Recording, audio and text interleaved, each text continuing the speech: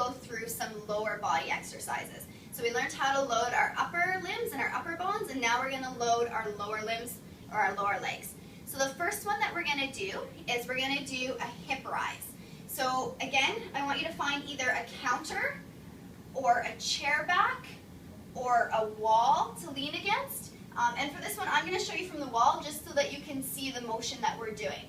So similar to our upper body, we always want to make sure that our knees are slightly bent. Okay, we're going to tuck our pelvis under and pull our belly button in towards the back of our spine. So we're going to stand like this. We're going to shift the weight onto one of our legs. And then what we're going to do is we're going to simply lift our leg as high as you can and back down to center. And what you want to do is you want to feel like your bum is moving your leg back and forth.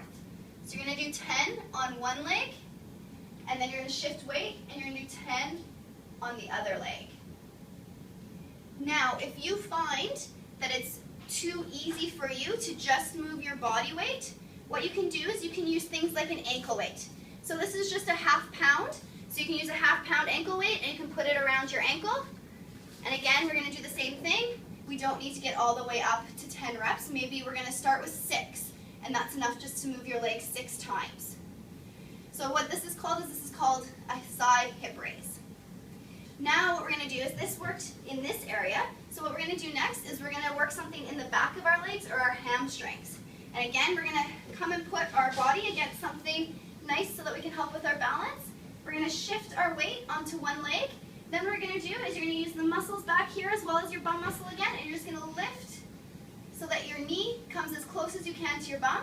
It's going to go back down. And again, you're going to do 10 times on one leg, and then you're going to shift your weight over, and you're going to do 10 times on the other leg. And when we're doing this, what we want to really make sure is that our knees are in line. So we don't want one knee way back here or way in front. Okay, we want our knees to line up, and then we're just using the muscles back here to slowly lift our leg up and down. Okay, so that's called a hamstring curl. Now for the next one, what we're going to do is we're going to do chair stands. Now chair stands are very important for functional mobility. So if you lose your ability to rise from a chair, it becomes very difficult to do activities of daily living. So for this one, what you're going to do is you're going to sit on a chair, and we're going to plant our legs, our feet firmly on the ground. And what we're going to try to do is we're going to have our knees shoulder width apart, and we're going to cross our arms across our chest. We're going to try to stand up and sit back down. And we're going to do this 10 times.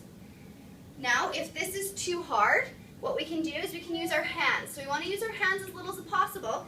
We can use our hands to help us stand up and sit back down.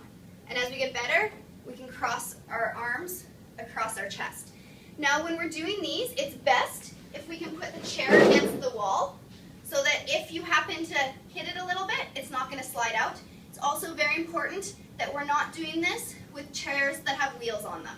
So you really want to make sure that you're in a safe, secure environment when you're doing this. We want a nice flat floor underneath our feet, and we want our chair preferably against a wall.